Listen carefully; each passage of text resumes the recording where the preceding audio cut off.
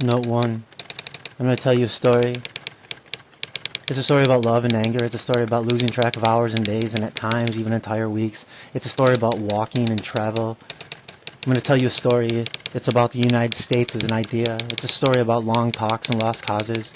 It's a story about all those countless nights that were fueled by only the act of trying. I'm going to tell you a story.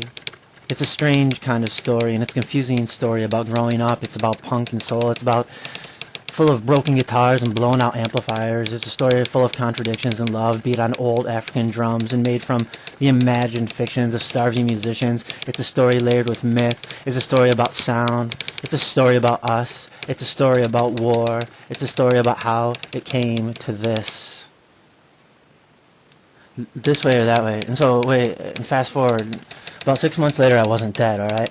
What started off as trying to get back home went all crazy and became a mess. In the desert, I started writing. I ended up in the dirty south.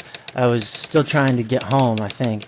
I could never make up my mind, the woods or the pub. I never know which way to go with this one. So, where was I? Okay, and who am I? Okay, so I live, we're back in the city. We're back in the city now. So before I was here, I was living in Florida. Before that, I was living somewhere around the Appalachian Trail. I came down with either a mental illness, but I don't think that's true either.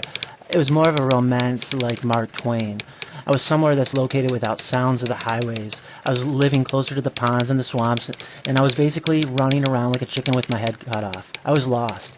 Hell, man, I just lost my damn mind after I left paradise. I went far out there, and after that, well, I was somewhere else too. I was just somewhere down south. The weather was warm, and I was having a good time. That's why I was doing what I was doing.